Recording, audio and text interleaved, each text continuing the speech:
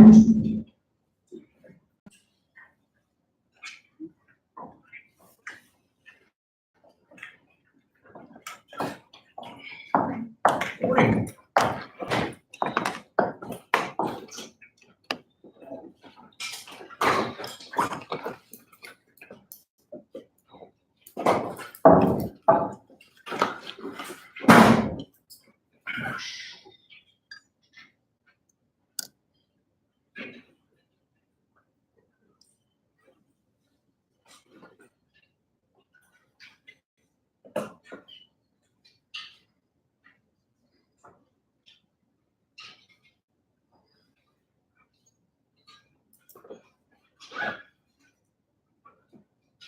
Well, good morning, ladies and gentlemen. Everybody's so energetic today. Everybody's dragging themselves across the finish line, aren't they? Been a long semester, hasn't it? Well, we're going to wrap things up today. We have no choice. On Wednesday, I mentioned that with Vietnamization, the withdrawal of American troops, and basically handing responsibility back over to Harbin, temporarily diffused the issue of Vietnam. But then several other things are going to crop up to make it, bang on Nixon's existence again. The first one, and several of these, Nixon had nothing directly to do with at first. It's his own fault. He ended up with the controversy. But one of them had to do with an atrocity committed by American troops in March 1968, right at the end of the Tet Offensive. American troops went into the hamlet of My Lai, which is now it's in central Vietnam. And one of the units there ended up massacring, good morning, over 300 people, mostly women, children, and elderly men. Now, this had a lot to do with pressure from above for body counts and the idea that most Vietnamese were hostile to us and you couldn't tell a friend from an enemy. But this was an out-and-out atrocity. This was murder. Actually, it wasn't. It was committed by a platoon of men under Lieutenant William Calley. Here's one of the results of the joint.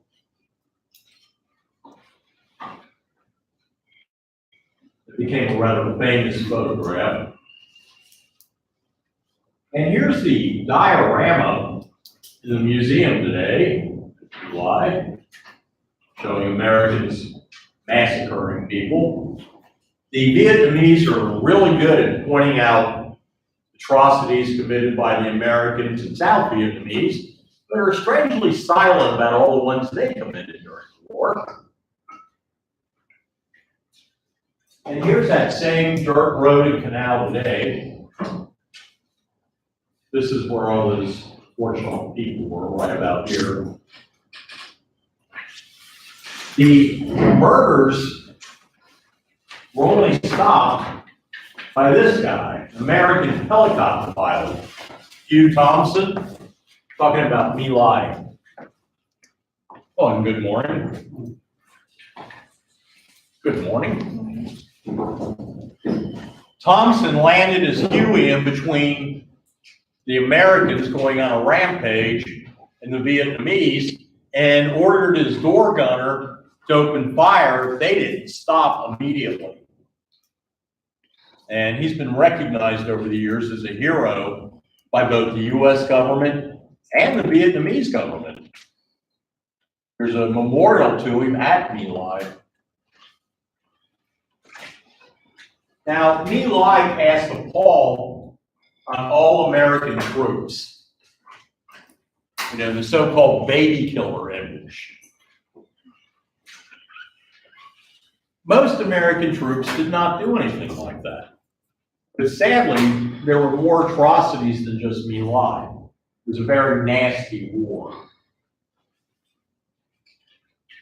Now, several of the officers in the chain of command, including his commander, Ernest Medina, should have been court-martialed and sent to jail over this. Good morning. But Calley, who deserved his fate, sort of got singled out as the fall guy. And don't get me wrong, he was guilty. It's just he wasn't the only one. Now, how does this involve Nixon? All of this breaks during his presidency. Nixon openly sides with Calley. The Army placed him in confinement. Nixon orders him placed under house arrest. Calley got a fair court-martial by the military, by any, objective observer. They said he got a fair trial. He was convicted and given life in prison.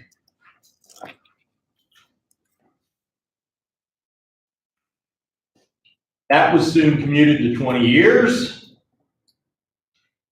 And eventually, after 3 years, he gets pardoned and retires to civilian life. By the way, he's still alive. He spent most of his adult life as a jeweler in Macon, Georgia. Never really said much about the massacre. Only spoke about it a few years ago and fully admitted he was wrong, that they had murdered those people. He was contrite about it, but he's never really said a whole lot about it except for that.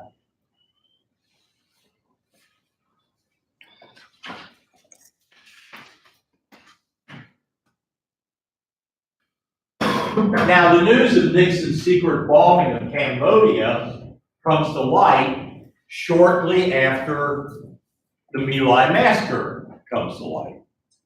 And by the way, that was a problem Nixon made for himself. Remember, you're not supposed to be bombing other countries without informing Congress. That's a no-no.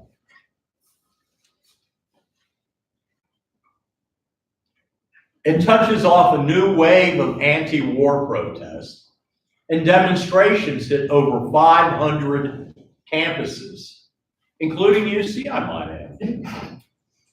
Yes, even tame conservative Cincinnati. They didn't burn anything down at UC. They didn't even tear up any classrooms, quite frankly. It was peaceful protest here, largely.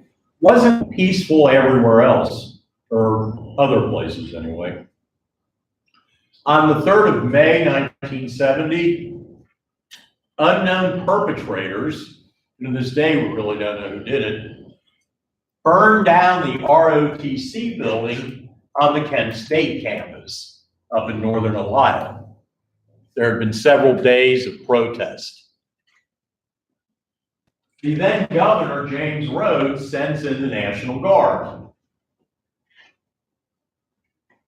These young men have no riot training. They're armed with M1 rifles. They have very little tear gas, no rubber bullets, no plastic shields you need to control crowds or riots. People on both sides end up panicking. And like many massacres, we're not even sure what touched this one off, much like the so-called Boston Massacre. The guardsmen claim they heard a shot. Other people say it was a truck backfire. But the nervous guardsmen end up opening fire and killing 4 students. One of them wasn't even involved in the demonstrations. He was just walking in class.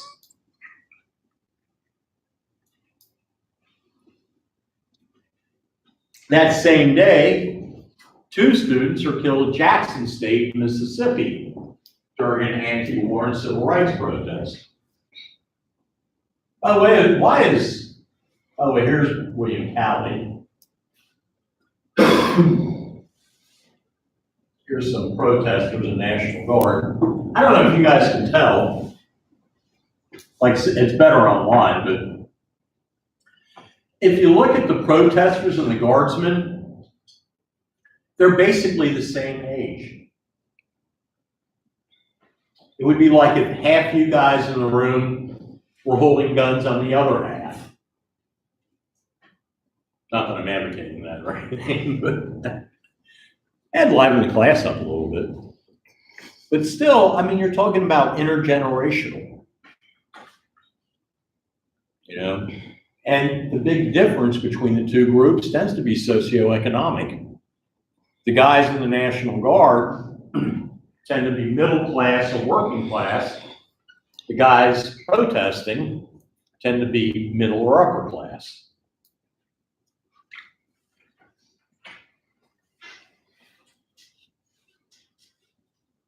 If that wasn't enough,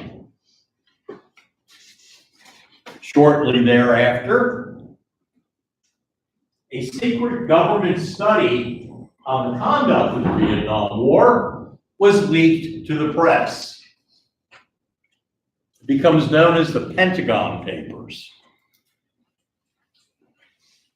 And the guy who leaked them was one of the guys that helped write them, Daniel Ellsberg. Ellsberg worked for the Rand Corporation.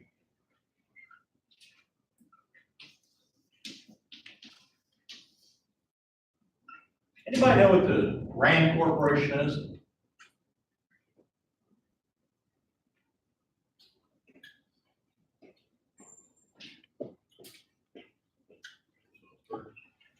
Nobody's ever heard of it. It's an acronym. It stands for Research and Development. And it's supposed to be a joint effort between private business and the Air Force, but in reality, it's a wholly owned subsidiary of the CIA. It's what we call a think tank. I had a good friend of mine, she was doing research on some of the projects up there for her PhD dissertation years ago at Ohio State. And by the way, she got a distinguished on her dissertation. She couldn't publish it because much of what she was allowed to use was classified. So even her doctoral defense was classified. Ellsberg worked as an analyst for Rand. He was one of their top guys. And he was a so-called true believer.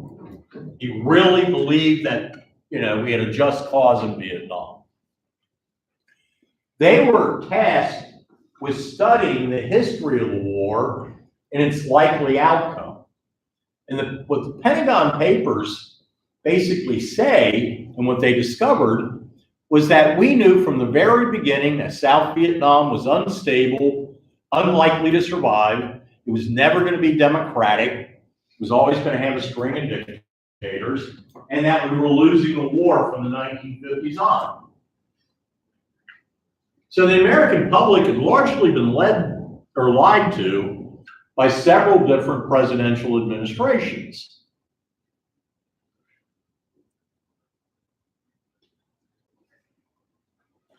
Now, this doesn't directly implicate Nixon on anything. The study studied all the presidencies up to his, but Nixon took it personally. If you can leak something like this, you could leak something bad on his administration. And he had plenty to try and hide. He tries to block publication. But Ellsberg and others were aware that he might do that. So they had sent copies to several newspapers. New York Times, Washington Post. They even sent copies to Rolling Stone. You guys heard of that, haven't you? Yeah.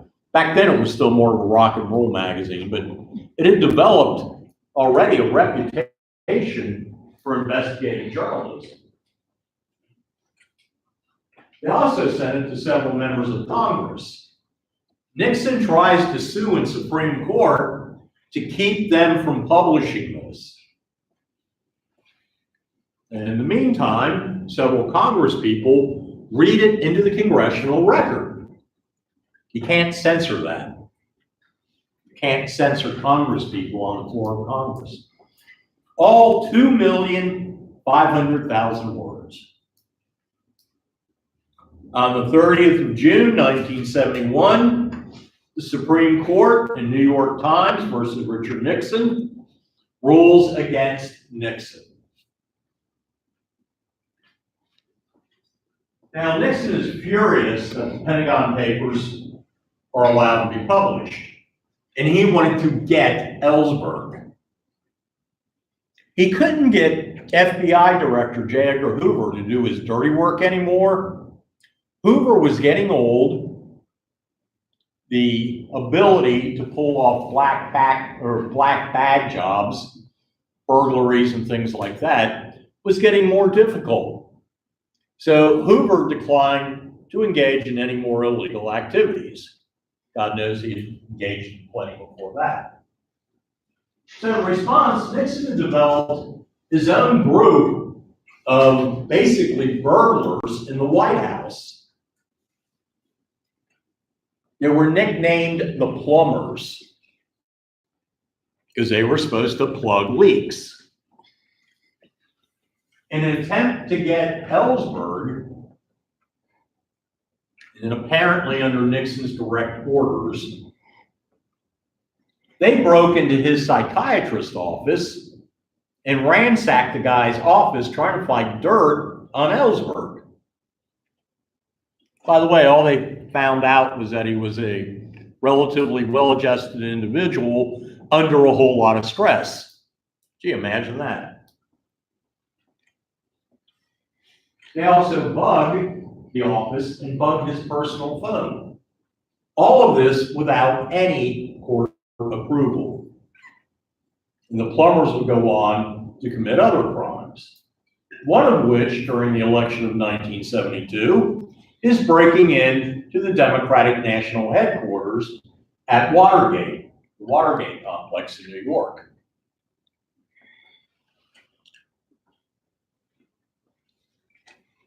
Nixon had decided he was going to run for re-election, of course, but he wanted to win big this year. Remember, he had barely squeaked by 68. So they were going to bug the Democratic National Headquarters to get inside information. All these guys that were caught bugging the place were ex-CIA, ex-FBI, ex-Cuban revolutionaries. They should have picked 3 kids from Price Hill. They would have done a much better job. To begin with, I don't know if this, well, I can't use this door, I can't spin it. You know how this door's got the latch on it that goes out? Well, if you want to keep the door open without a key, you duct tape it, right? Any kid from Price Hill, I grew up there, I know this stuff, knows that if you're going to do something like that, you duct tape it down the door, so when you close it, you can't see the duct tape. I mean, that's, B&E 101. These idiots duct tape it across where you can see it. The security guard comes along, finds it, takes it off. They come back, see the tape's gone. What do? They retape it. Again, if you're smart, at that point, you get the hell out of Dodge. But no, they didn't, and then they got busted. They claimed they were just stealing office equipment. Yeah, most of them had several $100s on them in consecutive, crisp, brand new $100 bills. Most people stealing telephones don't have that kind of money on them. They all had connections to the White House, and one of them had an address book with several private White House phone numbers in it.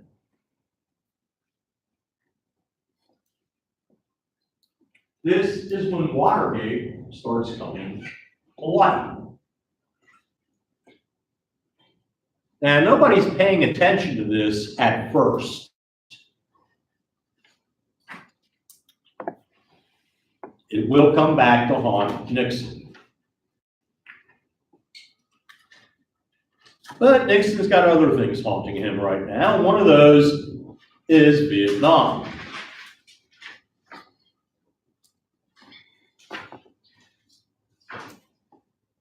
He had made a promise he couldn't keep, and he needed some way out of the trap.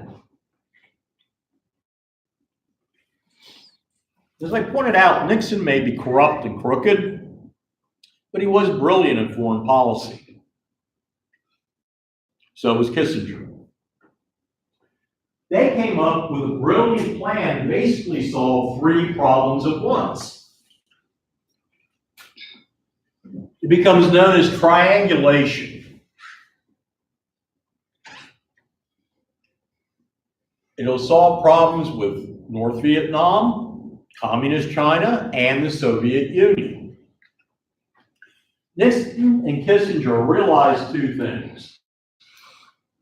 One, our old Cold War model of monolithic communism, all the communist powers working in concert to spread communism, we finally realized that was false. That far from being close allies, the Chinese and Russians hated each other's guts. They have traditionally been rivals. They don't, even to this day, they really don't particularly like each other very much. So we knew there was a division in the communist world. Secondly, we knew that all three of these nations wanted something very dearly from us.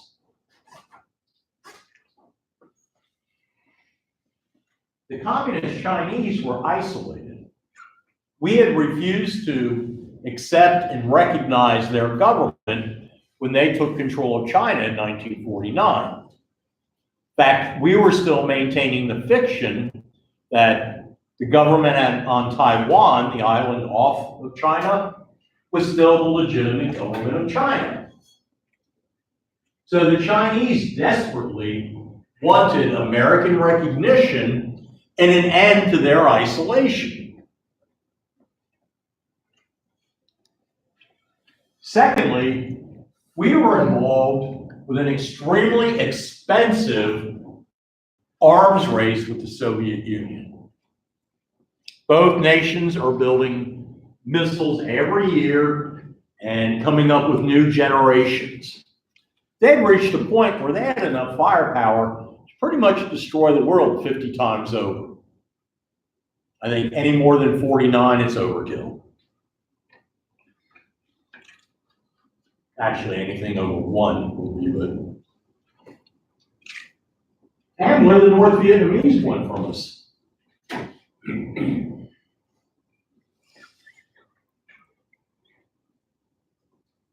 Oh, come on, folks. What are they? Yeah, so what do they want us to do? They want to get out. Thank you. It's not that difficult, is it? They just wanted us to get the hell out of Vietnam. Let them fight their civil war and end it. Nixon realized that he could play all three powers off against each other, get what we want, and to some degree satisfy their needs as well. That, by the way, is the essence of bargaining, folks. Both sides get something out of what they want.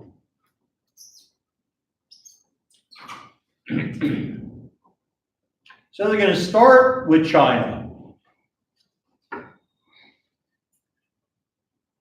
And by the way, Nixon and Kissinger are naturally secretive. So a lot of this goes on in the dark first. In early July of 1971, Kissinger, ostensibly, goes on a business trip and vacation to India. But once he gets into India, he secretly boards another plane and flies to communist China. We had no relations with them. There's no direct flights. Kissinger was even a little worried that they might hold him hostage or something, that he might not get back out of there. But he secretly meets with Chinese leaders, and they're willing to extend an invitation to Nixon to visit China. Probably only Nixon could have pulled this off. Anybody else would have been accused of caving in or being soft on communism. But Nixon had established such strong and valid, I might add, anti-communist credentials that he could pull this off for a few other people could have, without being highly criticized.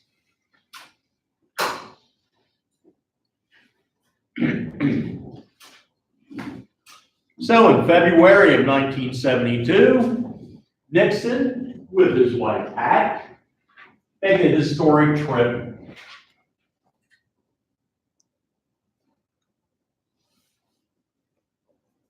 to China, as soon as I find it.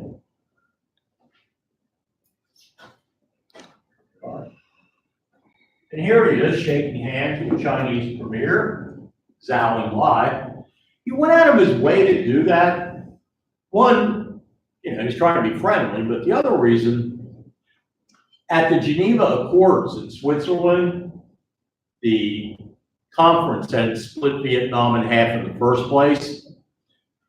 The American envoy, the Secretary of State, John Foster Dulles, had refused to shake Zhao's hand.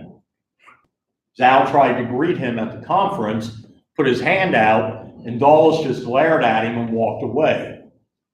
So Nixon doing this had a lot of symbolic value and a lot of meaning. Nixon will meet with Mao Zedong, the leader of China, and probably the biggest communist, one of the biggest communists of the 20th century. There's Mao. And much like Stalin, one of the great butchers, they met in private for over an hour. And I paid good money to have been a fly on the wall at that meeting. You've got one of the biggest communists and one of the biggest anti-communists sitting down in a room, having tea and being pleasant with each other. I would have loved to have heard that conversation. It paves the way for normalization of relations with China. China is recognized by the United Nations, granted a seat in the General Assembly and the Security Council. Taiwan gets bounced. And it takes a while, shows you how prickly American-Chinese relations were. But in 1979, is that a jet landing on the next classroom above us or something? You see anybody out there going like this, Doc? I don't think they have enough landing room. But under his, Ford's his successor, but under future President Jimmy Carter in 1979, we will formally establish relations with China. Exchange ambassadors, open embassies, things like that. So it'll take a while. Nixon opened them up. Now, his next goal, target, whatever you want to call it, is the Soviet Union. By this point, there was a rough parity of strength between the United States and the Soviet Union. We had about little over 1,000 land-based missiles, about 700 sea-based strategic submarines, and a huge lead in strategic bombers. Soviet Union had over 1,600 missiles on land and over 740 ship launched. So the ability to wipe out every living thing on Earth was there. Both nations had concerns about future development. The Russians were working on a new ballistic missile called the SS-9, and it had a warhead of anywhere between 15 to 25 megatons. Give you an idea, if that thing hit downtown Cincinnati, we'd get wiped out too. By the way, Cincinnati was on one of their top 10 hit lists because of all the industry and machine tools that used to be here. I think we've fallen off the list now, luckily. We used to be in the top 10. How's that for cold comfort?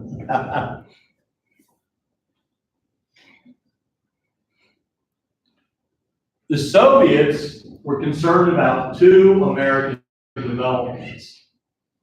Both of them would have left them in the technological dust. One was solid fuel rockets. Up to this point, ballistic missiles had been liquid fueled. And the problem with that is it's highly combustible, unstable. It's like taking a vial of nitroglycerin and shaking it real quick. Not a good idea. So most missiles aren't fueled up until you're ready to launch them. We develop, and we do successfully develop it, we develop a solid fuel. It's stable. It can already be loaded into the missile. And to launch it, all you gotta do is press a bunch of buttons. So you can literally launch it within minutes, as opposed to hours. The Soviets don't have that technology yet, and they don't have it on the horizon yet. The other thing we have is MIRV. That's not a person, it's this. Multiple re-entry vehicles. Multiple independent re-entry vehicles.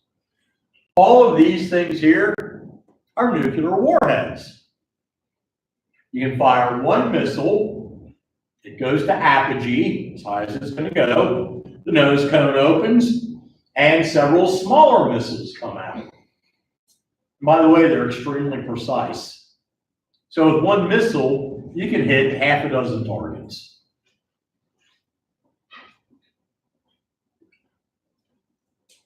This gives you a better idea of how it works. I was going to kick out a little mushroom cloud over here.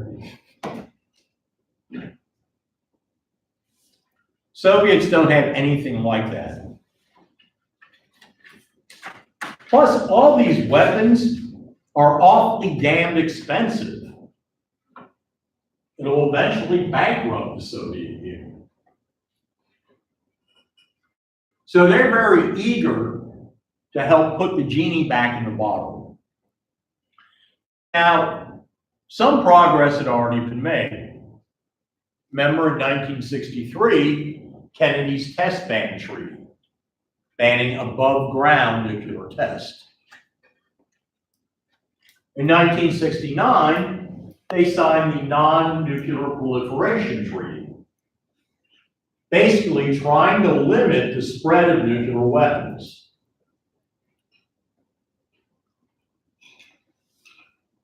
Anybody that signed the treaty agreed either not to acquire nuclear weapons or not to export the technology for anybody to acquire them. By the way, most of the nations that have acquired them since then, like North Korea, Israel, a couple of countries like that, India, Pakistan, they never signed the treaty. But this was another step in limiting the growth of nuclear weapons.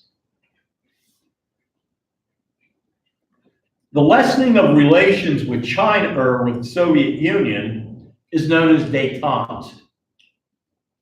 It's a French term. And that's what Nixon wants to practice. In May 1972, he visits the Soviet Union. Series of meetings with the Soviet premier, Leonid Brezhnev. It's very successful. Nixon negotiates $1 billion wheat sale to the Soviet Union. The Russians, their agriculture was collapsing. Their centralized system was a nightmare. So it helps feed their people, and it's a boom to Midwestern farmers. They also sign agreements on technology, the environment, international civil rights, a whole bunch of issues. The capstone, though, is the SALT Treaty. On the 26th of May, Nixon and Brezhnev signed the Strategic Arms Limitation Treaty. It's a culmination of 2 years of talks.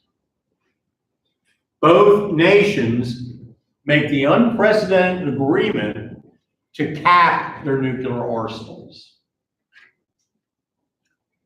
They've agreed basically to not stop building, but slow it drastically. Both nations are allowed to field one new generation of missiles, for example. But if every new missile they build, they have to retire an old one. So the number's never going to increase.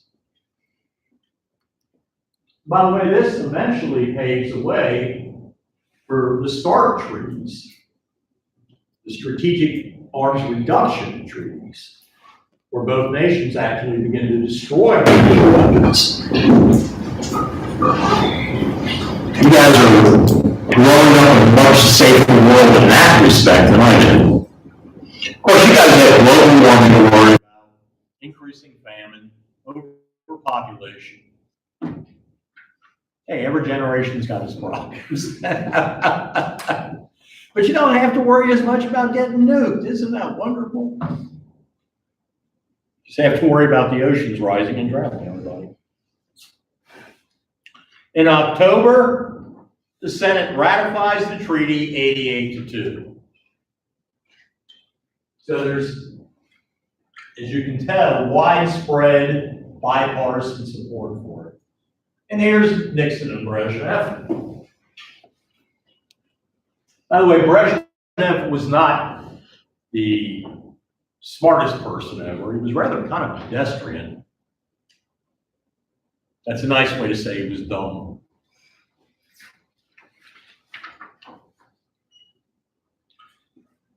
Now that left only the problem of Vietnam. By the way, in that respect, triangulation doesn't work. Solves problems with China and the Soviet Union, but neither nation was able to put the pressure on North Vietnam to get the results we wanted. In March of '72, right after Nixon was negotiating a lot of this stuff, the North Vietnamese launch a major offensive. It's known as the Easter Offensive in the West. They call it the Spring Offensive.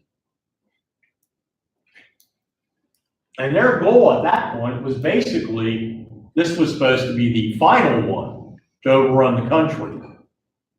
They're eventually stopped, but only with massive American intervention. All of it air and artillery power, not ground troops. But without American support, ARVN would have collapsed and South Vietnam would have fallen apart. It's a pretty good example of Vietnamization failing.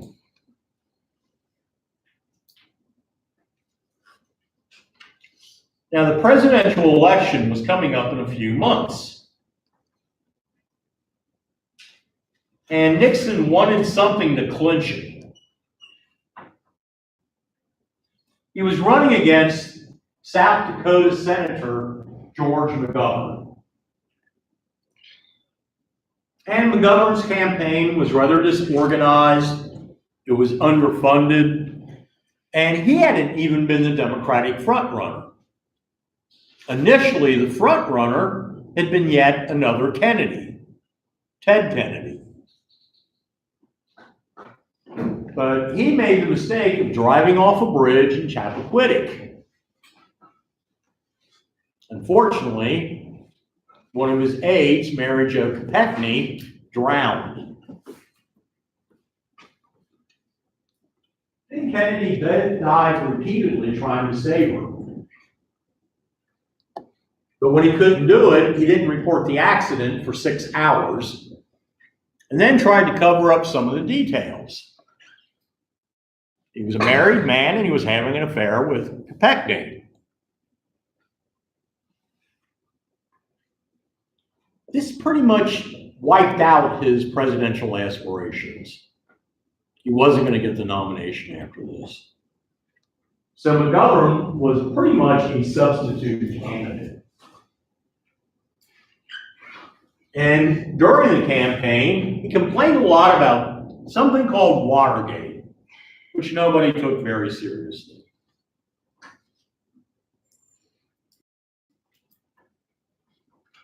Now, to clinch the election, on the 26th of October,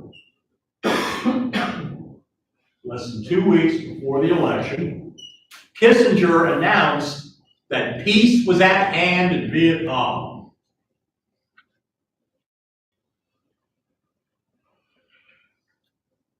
The basic ceasefire agreement had been worked out.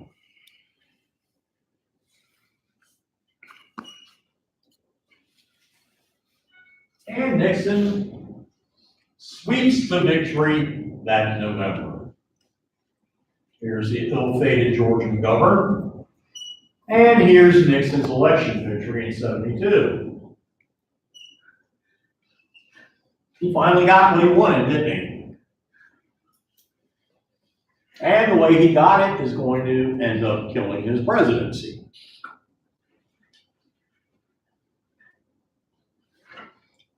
Now, Kissinger had sort of lied to the American public. That ceasefire agreement he mentioned, we had agreed to it. The North Vietnamese had agreed to it. But the South Vietnamese hadn't. In fact, their leader, Nguyen Van Tu, was furious at the United States for even announcing it. And if he doesn't sign off, there's really no agreement.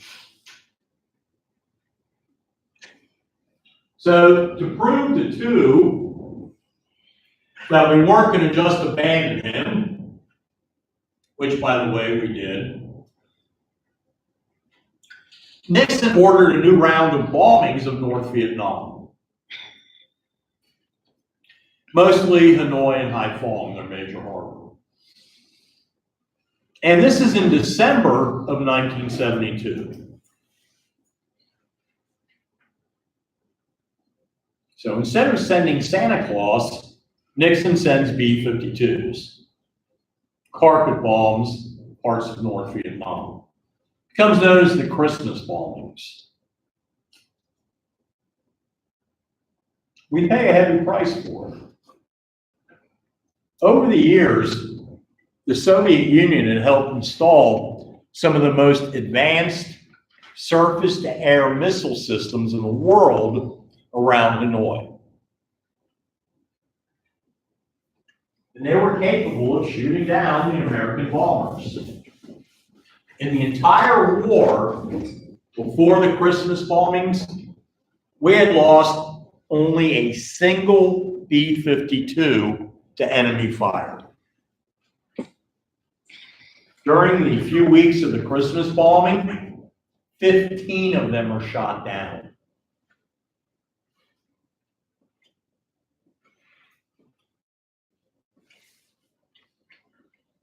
Finally, Nixon calls off the bombings. Kissinger and Le Duc Tho, the main negotiator for the North Vietnamese, meet again, and in January, they finally hammer out an agreement.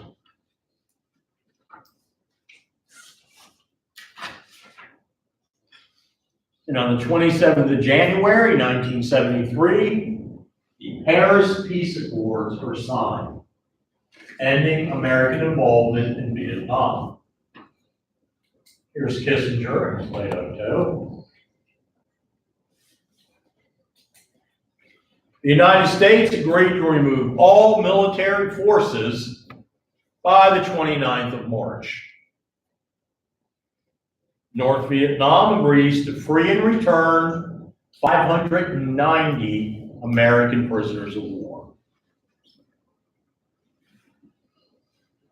The war cost the United States nearly 60,000 killed, and cost close to $150 billion. Cost the life of over 660,000 North Vietnamese in Viet Cong, 110,000 ARVN, and probably at least 500,000 South Vietnamese civilians. Kissinger and Le Duc Tho will be awarded the Nobel Prize for Peace for negotiating the Paris Peace Accords. Kissinger will accept it. Le Duc Tho will decline it, because he says, in all honesty, we have not negotiated a peace, just a temporary ceasefire.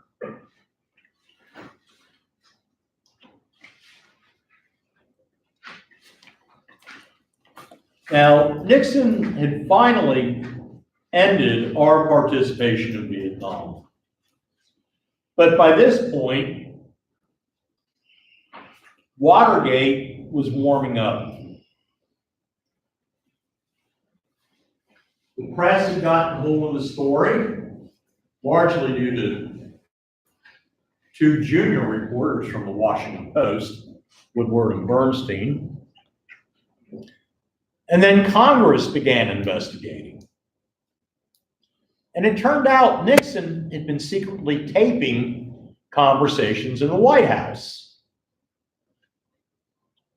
He was not the first president to do this, but earlier presidents that had done it had only done it for national security reasons.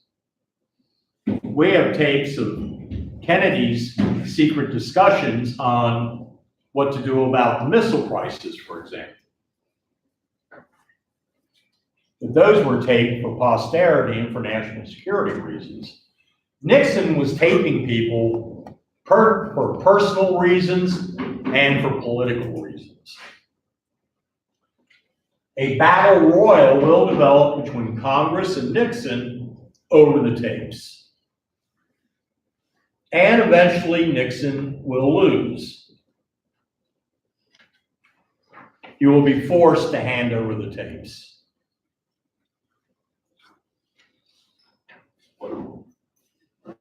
Now, the tapes increasingly indicate that even if Nixon didn't know about the initial break-in, he directly ordered the cover-up. It's not sometimes the initial crime that brings people down, it's trying to cover that crime up. Eventually, one tape does emerge where Nixon is unequivocally breaking the law, ordering government agencies to go after the people looking into this, to cover it up. Now I want to point out that the attempt to impeach him eventually became bipartisan. It was not politically motivated.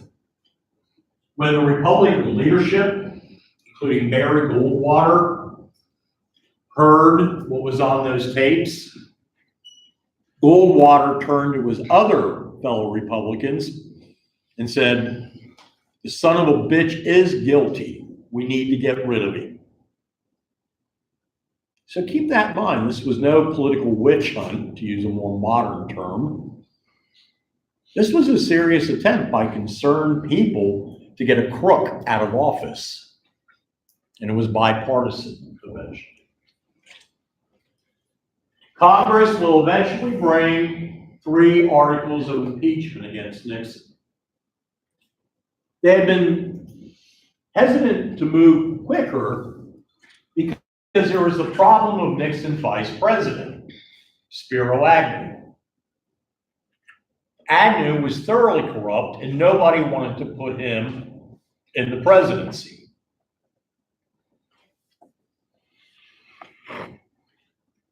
Eventually, he was forced to resign and will plead guilty to bribery, corruption, and obstruction of justice charges from his days as governor of Maryland.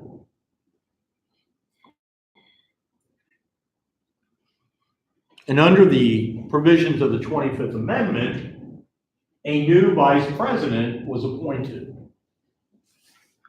It was the House Minority Leader, Representative Gerald Ford from Michigan. No one was ever going to accuse Ford of being a brilliant politician, but he was an honest, decent individual. So if Agnew out of the way, they could proceed with impeachment. Realizing that the game was up,